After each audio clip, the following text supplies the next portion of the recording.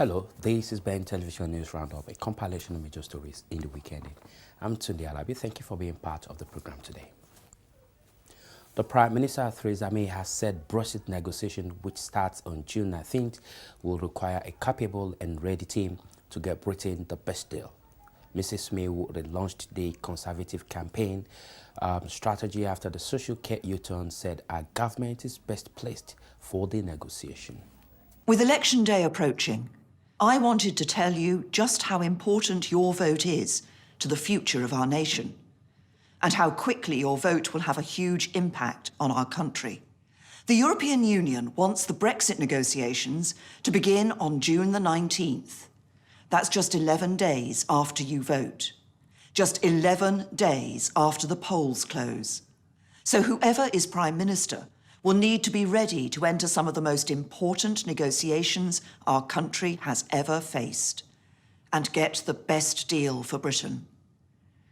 The outcome of these negotiations is central to everything.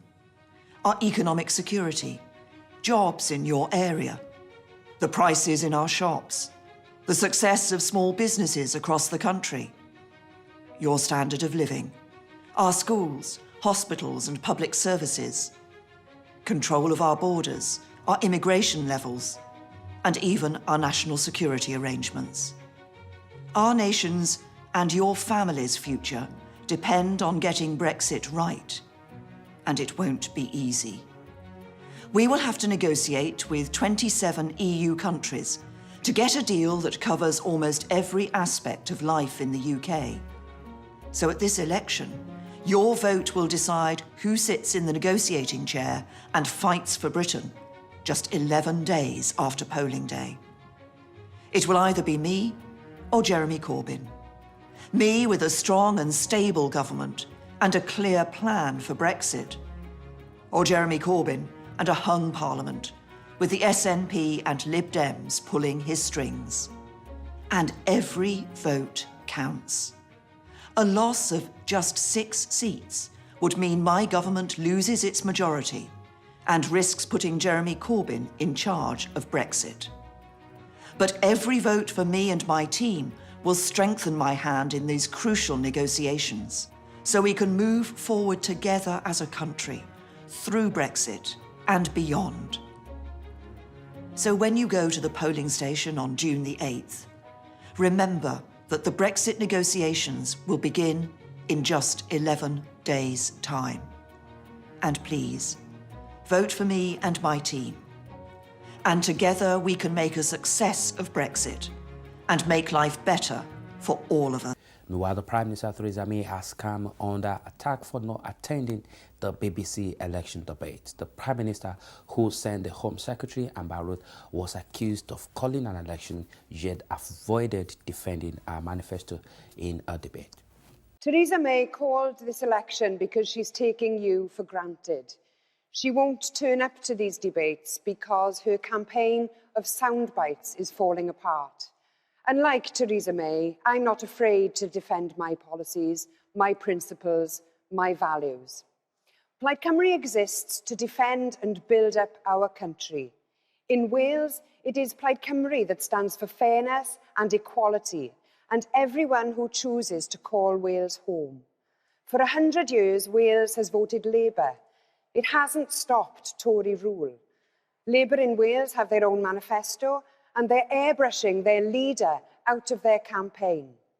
When Plaid Cymru has tried to ban 0 hours contracts and to stop the bedroom tax, Welsh Labour voted against us. It's time we stop doing what we've always done. Let's instead give Wales a voice. Give Plaid Cymru a mandate. Elect a strong team of Plaid Cymru MPs to fight for a successful future for Wales. June the 8th, you can lay the foundations for a new kind of politics. Your vote can change everything. Imagine this, a country that leads the world in clean energy, not fracks its way to climate chaos. A country that spends its money on hospitals and schools, not nuclear bombs. A country that welcomes child refugees, not blocks them at the border. A country that's open to its neighbours, not isolated from them. A country that celebrates diversity, not fears it. a country that's friends with the good guys, not the climate criminals and the dodgy dictators. A country that cares for those with dementia, not one that taxes them. We've shown time and again, you don't need the keys to number 10 to open the door to change. On June the 8th, let's unlock that door together. Fearless Green MPs in opposition to the Tories. Independent Green MPs holding Labour's feet to the fire. Pioneering Green MPs to make our economy fit for tomorrow. We decide the future by what we do now. Vote Green on June the 8th. In 8 days, you have a vital choice to make about who you want to lead the country. Do you want Theresa May and her team? A team that has a plan, and it's one that doesn't duck the hard choices about living within our means, but is also a plan that will build on the success we have delivered. Success in cutting the deficit, stabilising the economy, getting more people into employment. It will build on our commitment to having a country that works for everyone. Now, there are 7 of us here tonight, and I'm sure you will hear plenty of bluff, bravado, and tempting, shiny election promises. But the only question to consider is who should be in number 10 to steer Britain to a brighter future. Jeremy Corbyn, with his money tree, wish list manifesto and no plan for Brexit, or Theresa May and her record of delivery, with her clear plan for Brexit and the strong team behind her who can make sure the country gets to that brighter future. Tonight, I am here to debate the future of our country. The question in this election is whether we want a country for the many or just a few. The state of our NHS, our children's schools, social care for older people, our young people saddled with debt. None of that is remotely strong or stable.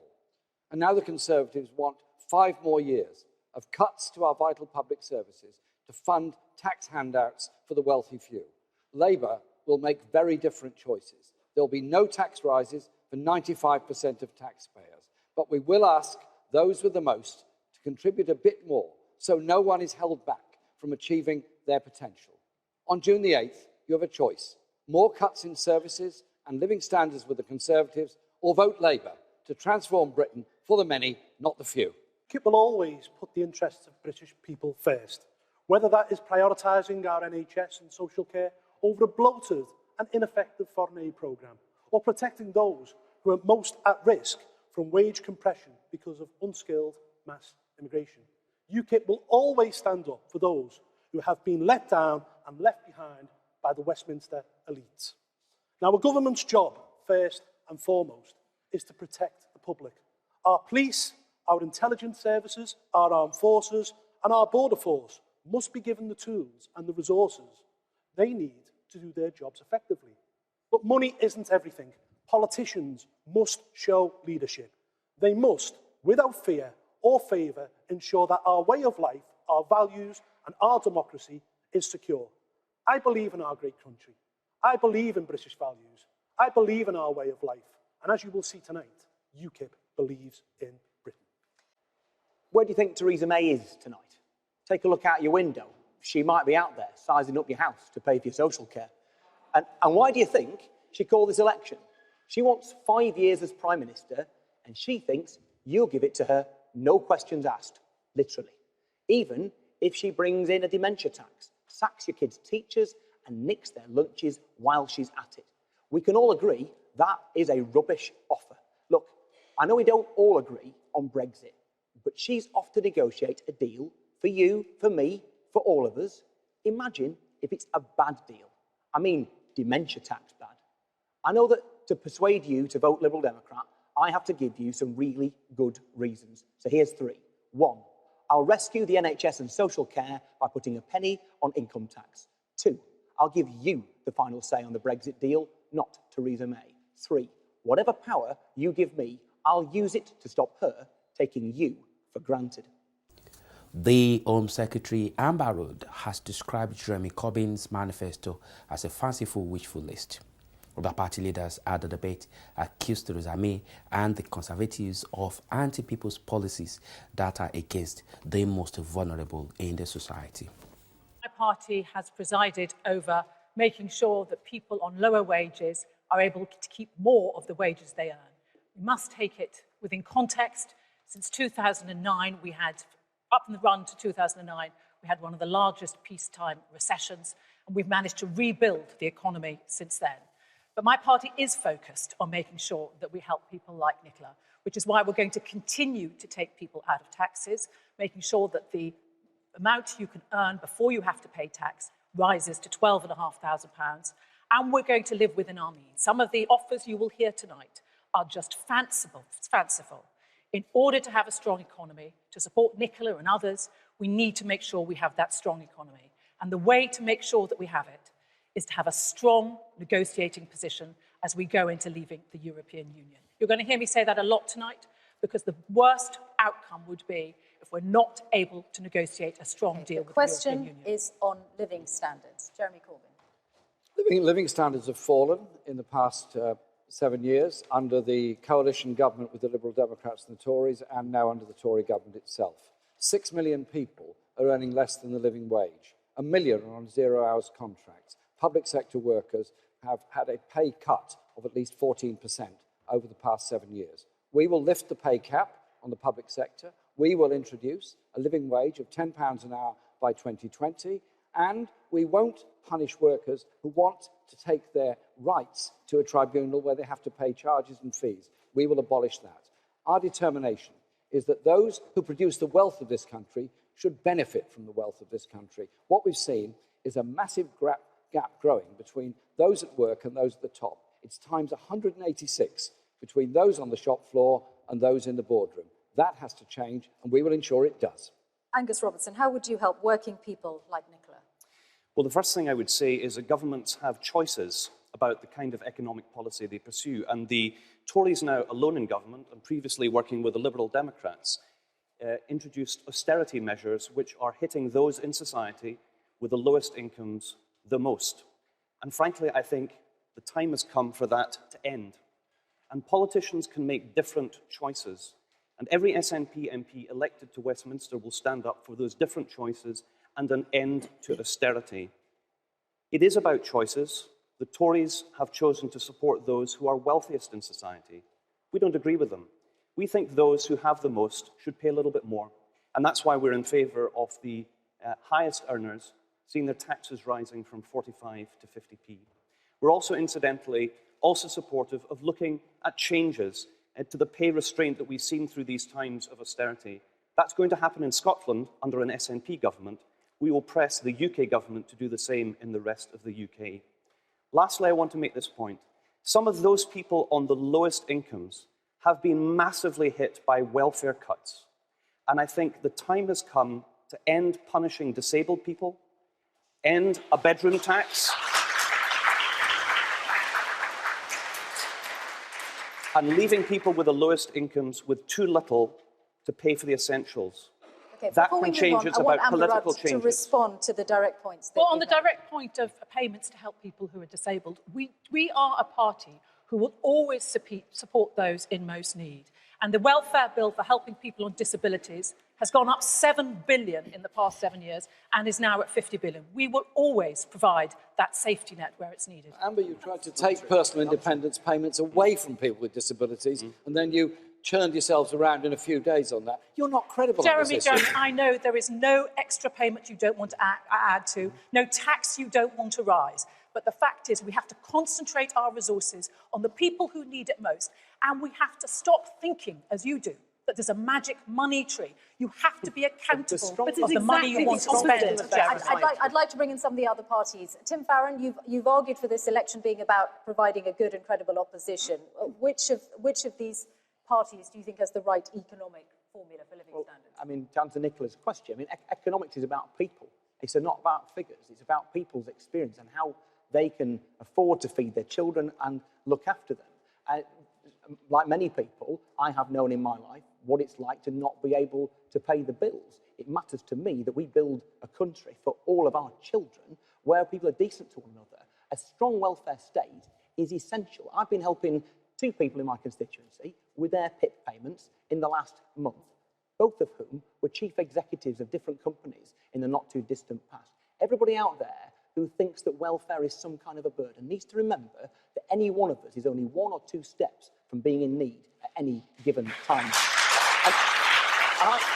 And just to answer the question specifically, what will we do? We will end the benefit freeze. Since the crash in 2007-8, the public sector pay freeze as well, but since that crash, public sector workers have probably borne the brunt of those cuts, whether it be nurses, teachers, doctors, social care workers. But you also need to support people to be able to go to work and have the ability to choose it. That's why we'll invest that money, 3.6 billion, into childcare for 2-year-olds, 5.6 billion for the 9-month to 2-year-olds, to make sure parents have got the ability to go out to work, because the measure of the society that we are I'm going to stop you, is whether Tim we Farron. look You've had after lots those of time. at the bottom Caroline end. Lucas of the Green Party. Well, I want to come back to Nicola's point, because I think the situation that you described, Nicola, is something that people feel up and down this country. You know, and for Amber to say that this is a government that actually cares for those most vulnerable, I think is downright insulting to the kind of people that I see in my constituency surgery.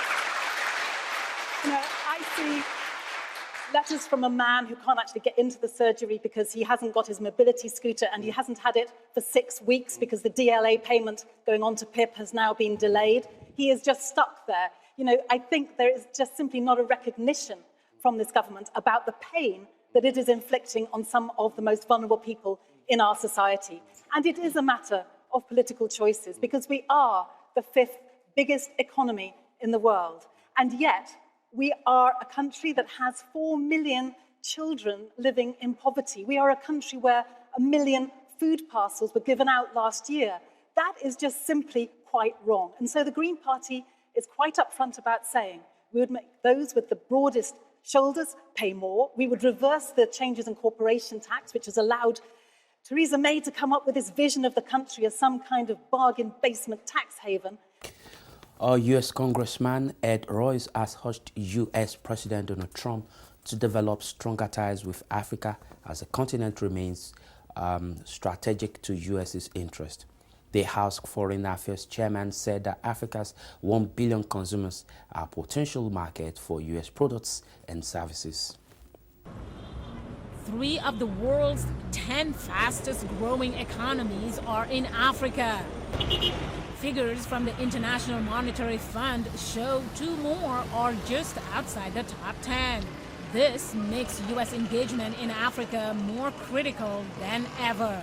Our engagement with Africa is in the strategic interest of the U.S., not only to address urgent humanitarian aids, but also to advance our critical economic interests, our political interests, our security interests. Now is not the time to pull back. Especially when countries like China are investing heavily in Africa. But according to a recent news report, Chinese engagement with the continent may be the largest global trade and investment spree in history, unquote. Simply put, the U.S. cannot get caught watching from the sidelines here. The U.S. Congress did pass the Electrify Africa Act in 2016 to boost electricity projects on the continent. It also reauthorized the African Growth and Opportunity Act to increase trade and investments between Africa and the U.S. Within Africa, the GOA agreement has definitely offered African countries an opportunity, and countries such as Ethiopia and Kenya, Mauritius, Lesotho, Swaziland have all embraced that and have quite strong export markets to America. But whether it's partnering with the U.S., China, or others, experts say it's time for Africa to look out for itself. Governments are not out to look for friends. They are out to look for partners and allies to protect and advance their interests. Africans are sitting here saying France is our friend, America is our friend, China is our friend, and so on. I am afraid we have allowed ourselves as a continent to be a ping-pong ball. And as far as the Trump administration is concerned, says Kamara, a new language is needed. Donald Trump is a businessman. He's the president of the United States. Let's talk business to Donald Trump. and let's see if what's going to happen. Let's talk business to China. Still on Africa, severe drought has left 6 million people in Somaliland in need of food and medical assistance. Several others have also been displaced by wars. Aid agencies warn that children are most at risk. Most of the children in this primary school arrived in Baidoa recently, displaced by the severe drought gripping Somalia. 7-year-old Abdi Hassan is an orphan. He lives in a nearby IDP camp with his grandmother. He struggles with his lessons. The teachers say he comes to school hungry. They say he's not the only one. Ambia Mohammed Dahir attended this school as a child and has taught here for 25 years. She says they need a school feeding program. A malnourished child cannot remember what he was taught in class. If he's asked a question about last class, he cannot remember it, and that is because of lack of food. You have to keep repeating the same lessons over and over again due to the lack of good memory.